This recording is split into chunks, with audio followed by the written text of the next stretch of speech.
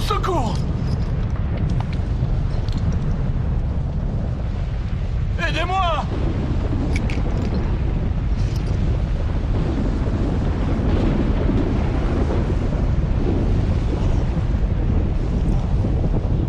Au secours!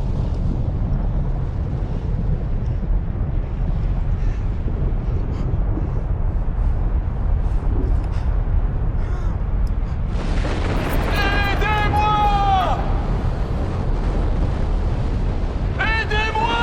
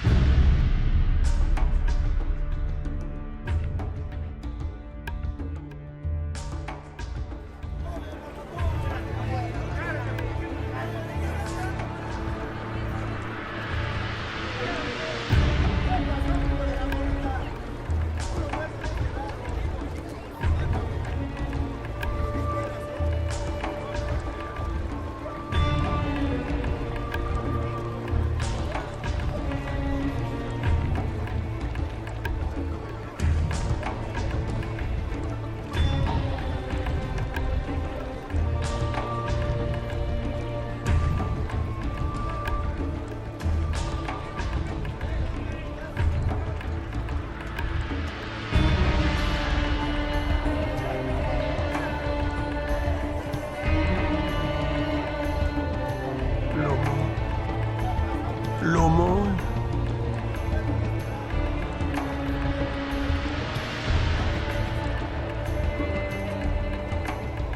L'aumône. L'aumône. Comment oses-tu me toucher? Tu veux que je sois aussi sale que toi? Je ne devrais même pas te permettre de mendier à ma porte. Pardonne-moi, Seigneur. Pardonne-moi, je n'ai pas mangé depuis des jours. Je me demandais si je pourrais avoir un peu des miettes qui tombent de ta table. Des miettes qui tombent de ma table. Mais alors, que mangeront les chiens? Mes affaires m'attendent. Brûlez-moi ça, c'est infecté.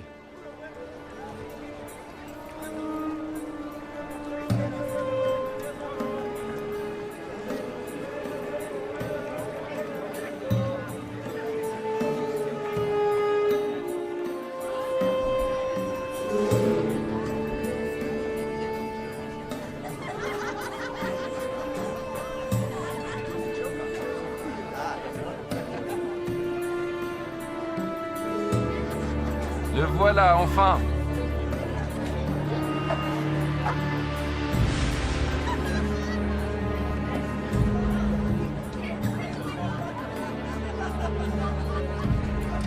Mon frère préféré.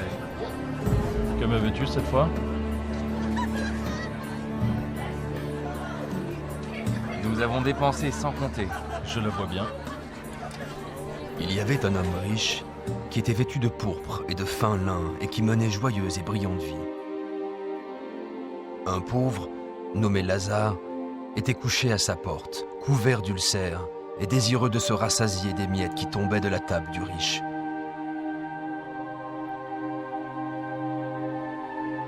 Et même les chiens venaient lécher ses ulcères.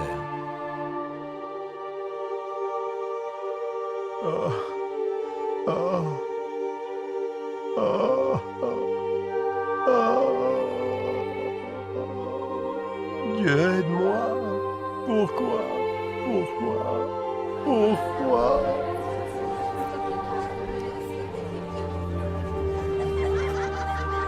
Et le moment fut venu pour les deux hommes de mourir et de passer de cette vie à l'autre.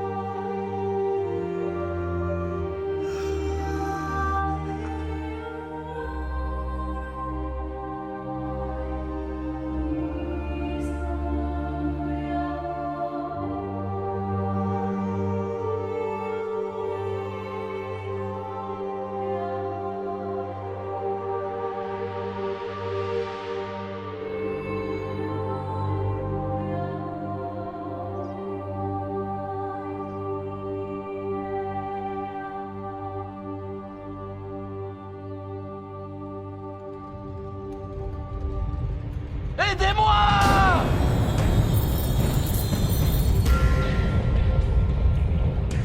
Au secours!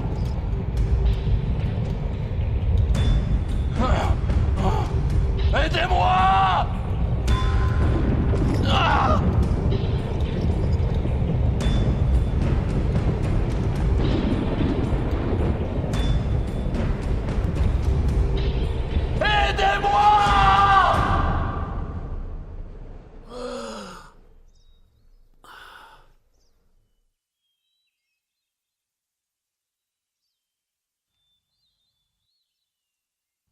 L'aumône.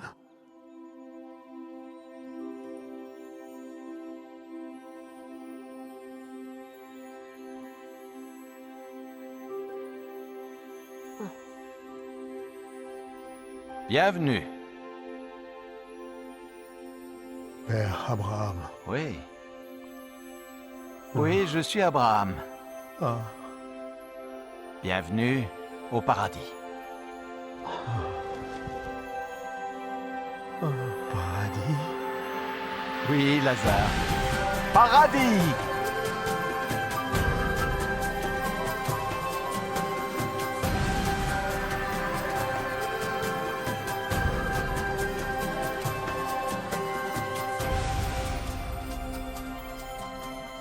Nous avons préparé un banquet en ton honneur. Oui, oui, viens.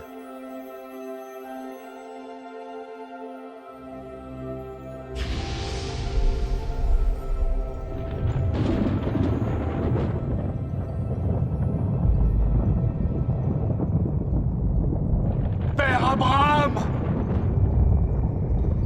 Père Abraham! Aie pitié de moi!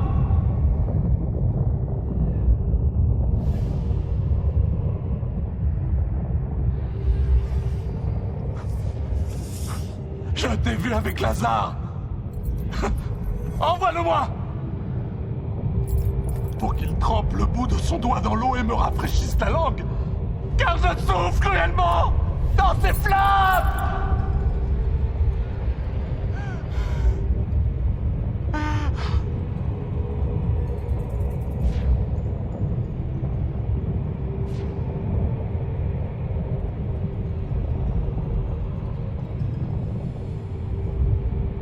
Fils, souviens-toi que tu as reçu tes biens pendant ta vie.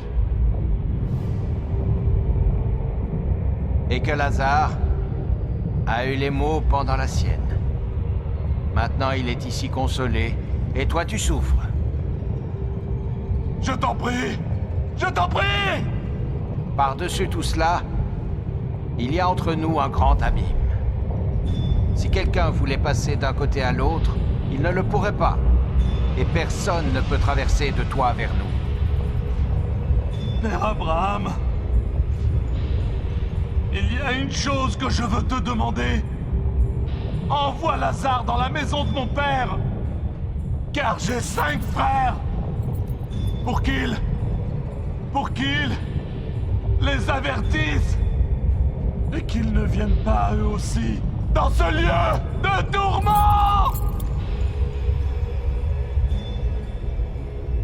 Ils ont Moïse. Ils ont les prophètes. Laisse tes frères les écouter. Non. Non. Mais si quelqu'un des morts va vers eux, ils se repentiront. Non, s'ils n'écoutent pas Moïse et les prophètes, ils ne se laisseront même pas persuader par quelqu'un qui ressusciterait des morts. Je t'en prie. Non. Je t'en prie. Non. Je t'en prie. Non.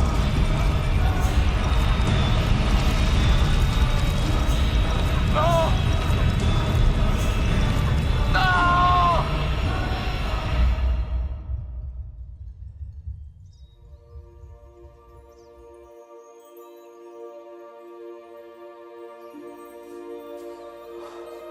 Lazare, viens dans le lieu que ton père a préparé pour toi.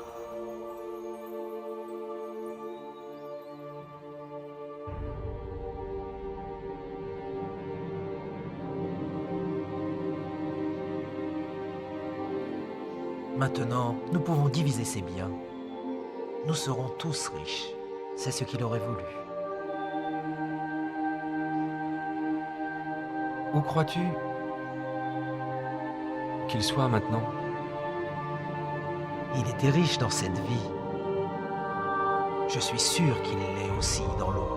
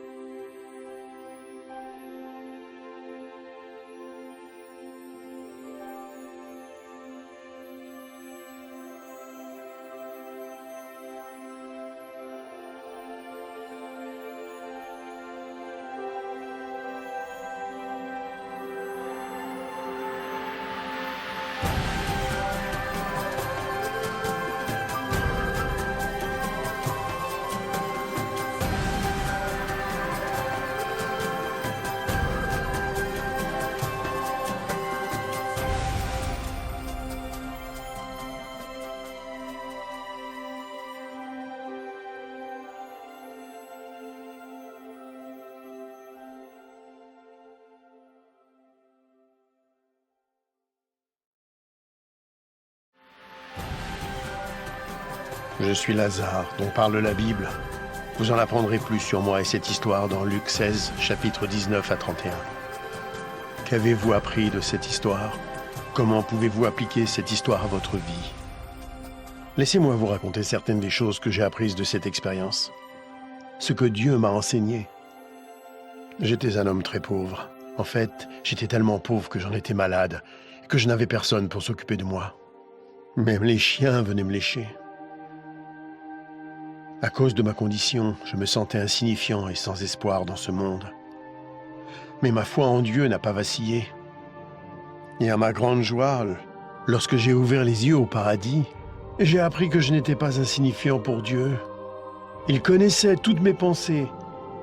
Il savait même combien j'avais voulu rencontrer Abraham. Alors il l'a envoyé, lui Abraham, pour m'accueillir et me souhaiter la bienvenue.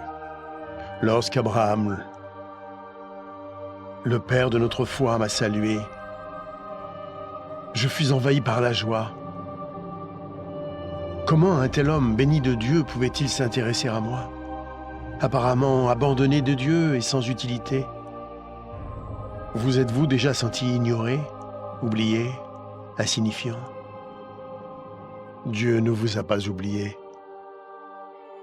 Où que vous soyez, qui que vous soyez, quels que soient vos problèmes, j'ai appris que personne n'était oublié de Dieu. Mon histoire prouve que rien ne peut nous séparer de l'amour de Dieu. Le riche était dominé par sa richesse, son influence et le luxe. Il traitait mieux ses animaux de compagnie que moi. Il aimait les biens de ce monde et en a profité pendant toute sa vie. Il y avait des jours où je me demandais si Dieu savait qu'il n'était même pas prêt à m'accorder les miettes qui tombaient de sa table. Je sais maintenant que Dieu regardait. Le riche n'avait jamais perdu sa fierté et son arrogance, même en enfer. Avez-vous remarqué qu'il a demandé que je le serve parce qu'il avait l'habitude d'être servi? L'enfer est plein de gens qui veulent être servis. Mais parce qu'il avait été servi sur terre, Abraham lui a dit qu'il avait déjà bénéficié des plaisirs et qu'ils étaient terminés. J'ai appris comme il est important pour Dieu que nous servions les autres sur terre. Plus spécialement, ceux qui sont faibles et qui souffrent. Mon histoire illustre la façon dont Dieu veut que nous utilisions notre argent, nos biens et notre influence. Il est clair qu'une courte période nous est accordée sur terre pour tester la façon dont nous utilisons ce que Dieu nous accorde, pour nous-mêmes ou pour les autres. Ce n'est pas faux d'avoir des biens ou d'être pauvre. Ce qui est faux, c'est de refuser de servir les autres.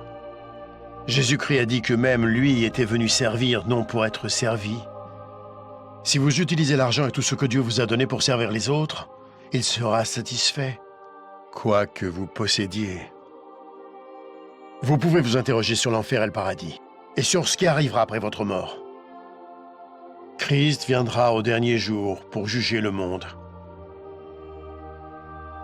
Le jour du jugement, le méchant sera envoyé en enfer, un lieu de tourment terrible et infini.